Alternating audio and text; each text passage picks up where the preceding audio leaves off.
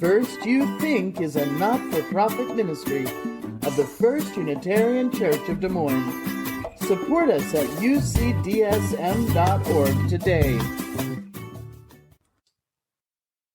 I'm running into a new year, says Lucille Clifton in Kara's Chalice Lighting. We're running into a new year and we're leaving behind all the glitter of the holidays, the magic of the sparkle time, and stepping squarely back into reality, back to the ordinary magic of ordinary time. So now comes the magic of snowfall and fog and starshine and wind chill and ice thaw and cardinal song. There's the magic of the tiny pumps installed in our tiny chests before we're born. A soft, miraculous mechanism held safe within the bone house of our ribs, and all of it grows as we grow. And that pumping heart does not stop by day and by night while we sleep, regardless of our will or our expertise in breathing. It beats for 80 years or 90 years, sometimes 100 years. And just because that happens all the time, heartbeat, sunrise, moonrise, friendship, forgiveness, healing, hope, life itself, just because it happens all the time does not mean it isn't magical. Theologically, I tend to be a rationalist, an empiricist, a concrete logician, anchoring in the evidence and science so much more than faith. But still, most of this life is a miracle to me, not just because I don't understand how it works, but because I know none of us and none of our progeny will ever understand it, not completely. And that's where reverence comes in, and hopefully humility and playfulness. I think part of our spiritual work as adults is to trace our steps back to wonder, back to the amazement that we knew as children when we went around open-eyed and open-mouthed, turning over rocks, poking everything with sticks, eating everything, wearying the grown-ups with our constant questions. Part of our spiritual practice in this technical, material age that we're in is wonder, not ignorance, but a seemly and appropriate awe, enough to keep us honest and enchanted several times a day. It's magical out there and in here, in these bodies. But this is actually not the kind of magic I'm thinking of this morning. I'm thinking instead about how I have seen people, ordinary necromancers, do impossible things. I have seen people work deliberate magic, and I know that you have also. I knew a colleague once who used alcohol for many years to mask his lack of confidence, to hide his fear of failure, of being an imposter. He drank to put a happy face on Sundays and at board meetings and collegial retreats.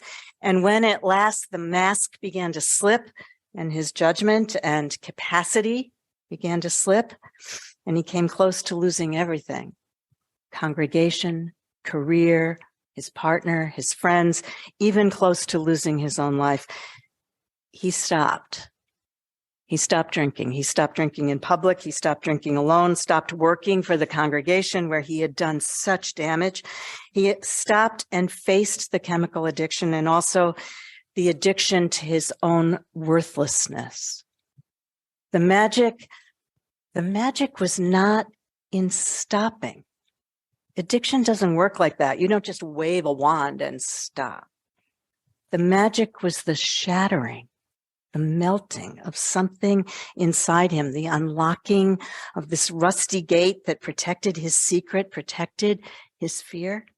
The magic was that one day his loneliness and his sadness were so great that he leaked it out. He dared to speak it to somebody. He opened just enough and stayed open just long enough for the person's response to get into his bloodstream and into his mind and his heart. The person said, "I see you. I hear you. I need you to survive. I believe you can do it. Let's do this together because I cannot unhear what you've just told me." The magic was the opening The letting out, the letting in, just a crack and just enough to get him to one meeting and then another and the next and hundreds more. He stayed open enough to stay in the struggle, not all by himself, but first and ultimately under his own power, which is what lets in any higher power you may or may not believe in. He stayed open for the rest of his life, even when he stumbled once or twice or more along the perilous journey of recovery. He stayed in the work, and some of his friends and some of his family stayed too. And by this grueling magic, everything changed. Not once and for all, because addiction does not work that way, but for one day and the next, and then the next, years and years of just taking the wand in his hand and transforming his own day. Grace and will and hope and grit and steadfast companions, all of that is magic. And you have seen it also, I know. I know a person whose soulmate up and died. He shouldn't have. It wasn't fair. It wasn't right. They weren't that old. Their life together was beautiful and ordinary and joyful and sometimes annoying, because sometimes you just take a person for granted and get that way. And sometimes it was golden. They were soulmates. They were sometimes even out loud grateful, embarrassingly so, because they had been lonely in their lives before they found each other. It was good. And then one day, cancer came sashaying into their life, swaggering into their house without warning or appointment, and smashed up their plans and their bank accounts and their dreams and ransacked every corner like a burglar breaking up the furniture. And after a couple of years, which were a bleak eternity, cancer left as quickly as it came, having gotten what it wanted, leaving one of them dead and the other exhausted and bereft and more than unspeakably sad, just numb, without much will to live. So the impossible thing here, the miracle, is that this person did not also die, not physically and not spiritually. There were many temptations, but inexplicable to the point of magically, she found the will, the grace, the bit of breath to whisper and to pray, please help me. And in time to open her mail again and open the door and answer the phone and let all these drops of loving, living water from the outside world work magic on her concrete heart, softening the stone.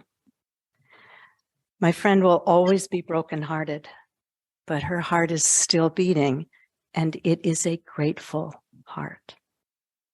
I've seen people do impossible things, and you have too. Laugh again, love life again, trust again, a more ordinary, amazing sorcery.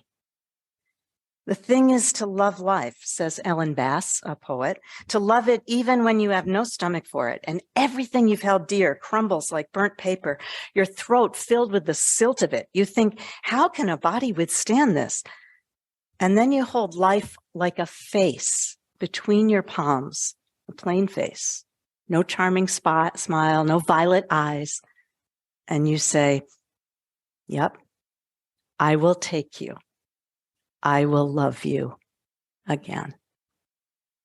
That is deep magic, to say yes like that, to walk on the water of change like that, the roiling waters, knowing what we know and what we don't.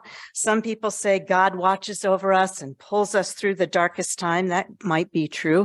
Others say they're summoned from within by strength and hope they never knew they had. And who knows where God leaves off and our own power begins, or where God leaves off and community begins. The old hymn says, when I was sinking down, friends to me gathered round.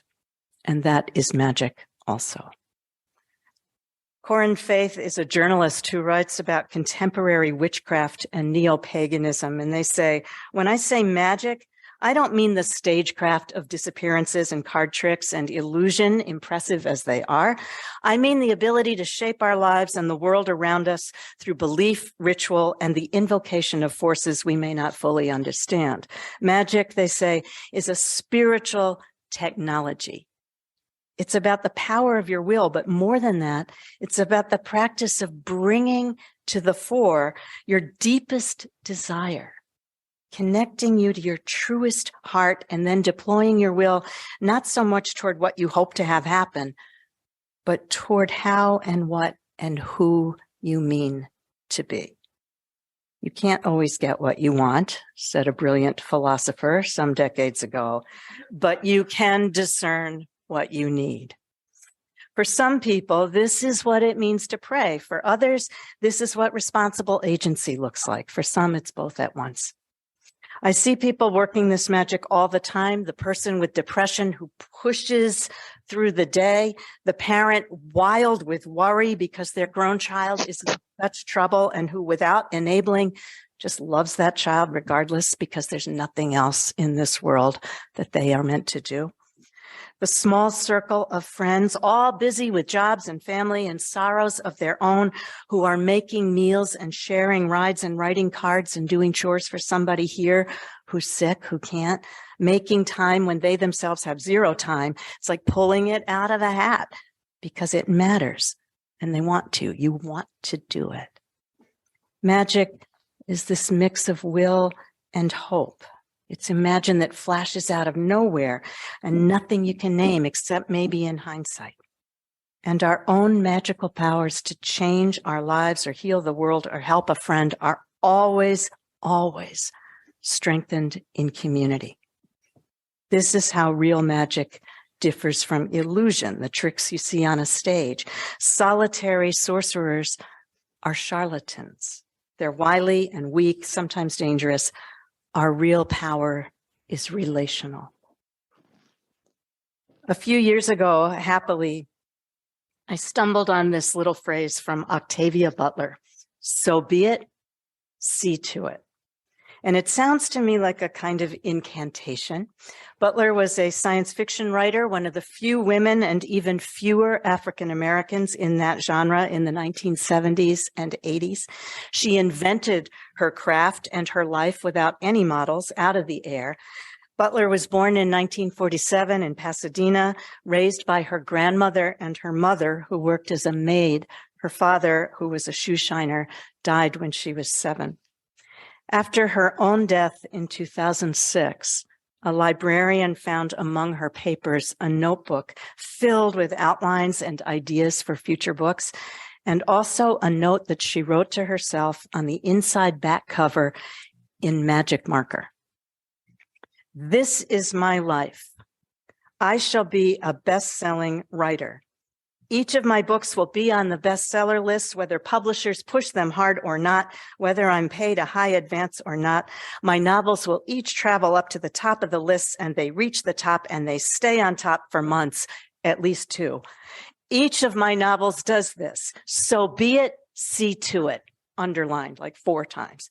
In a different pen, different color, later, she added, I will find the way to do this. So be it, see to it. My books will be read by millions of people. I will buy a beautiful home in an excellent neighborhood. And then she goes on and on to expand this vision, little crimped writing up the side of the thing, to begin shaping change beyond herself. I will send poor Black youngsters to writers' workshops. I will help poor Black youngsters go to college.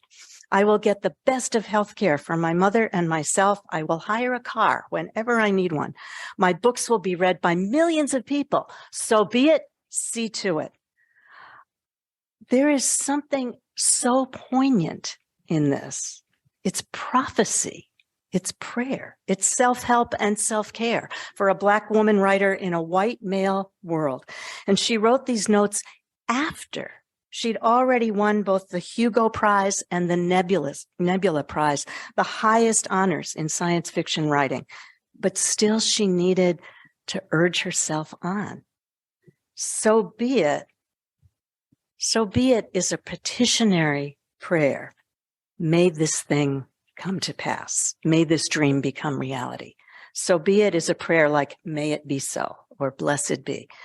But see to it is a commission.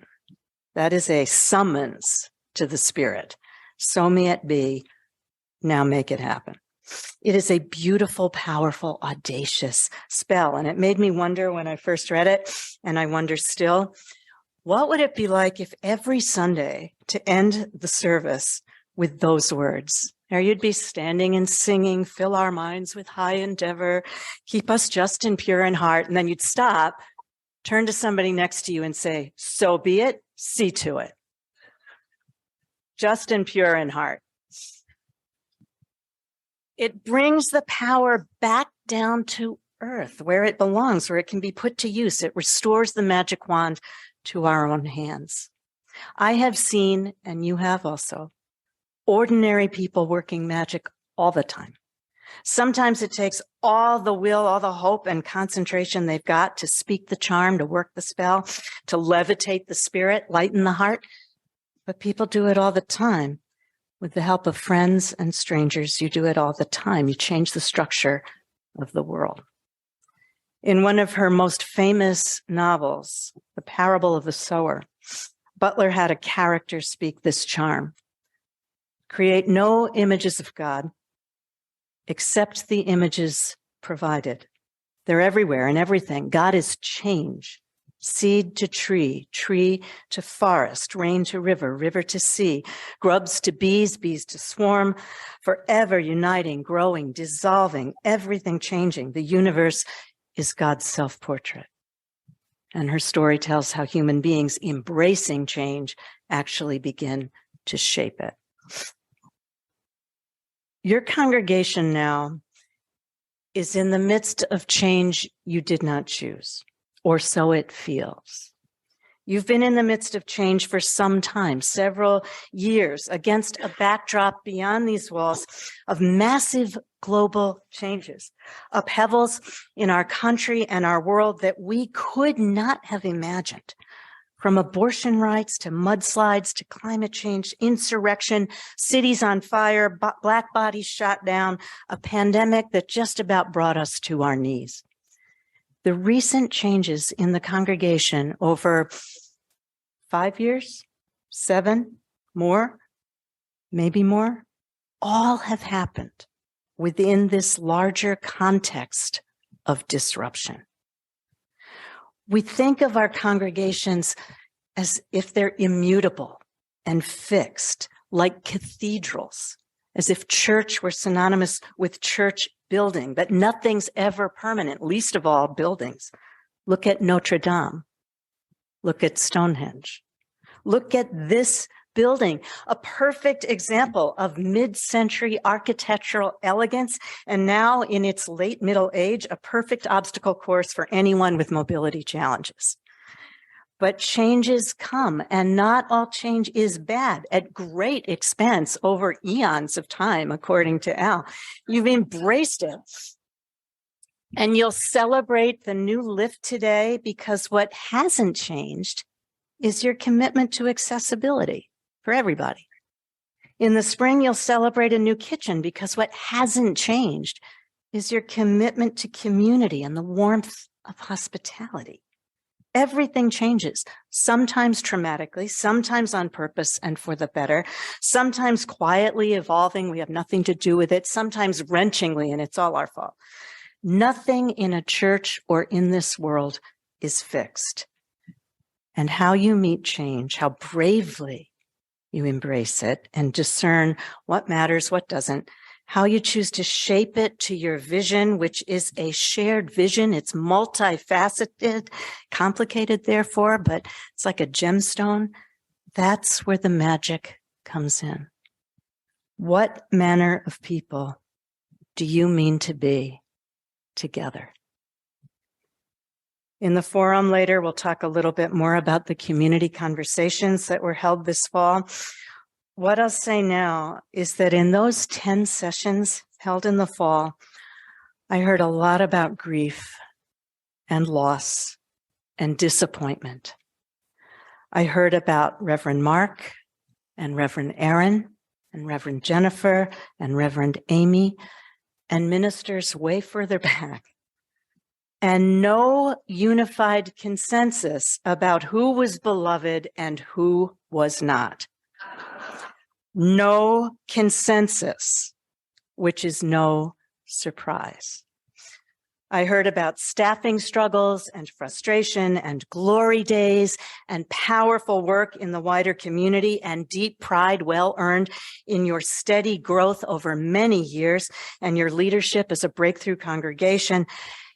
And I heard regret and resentments, remorse, as those days became memories, as if your best days were behind you, which I know they are not.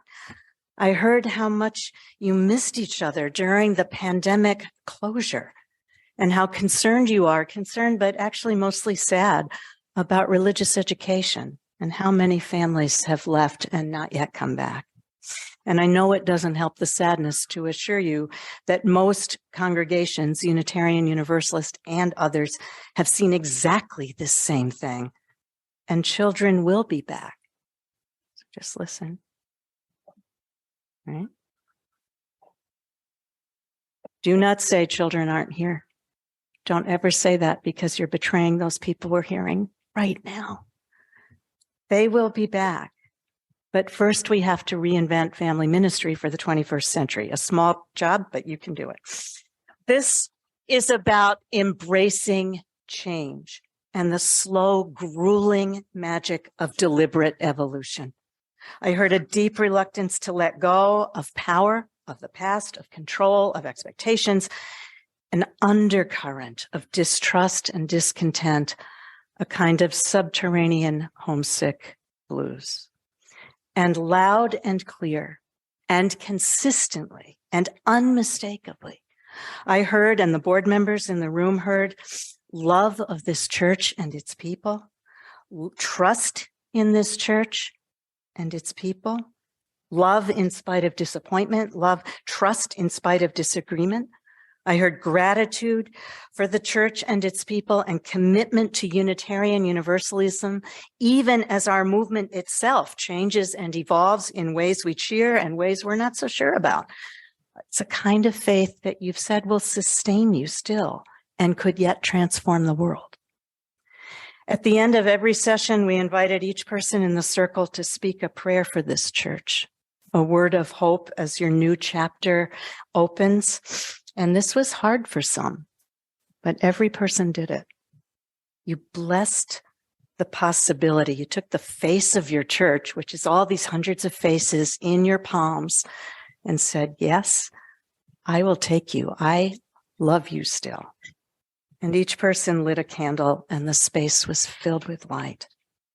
It is so clear to me that love is at the center here, not a romantic or sentimental love. It is powerful and pragmatic, and it is magical. Your love of this church and its work in the world, its place in your lives, your love for each other, for those who are present in the space right now, for those who have gone before, beloved, and for those who are not here yet, but will be, if you conjure the magic and the will.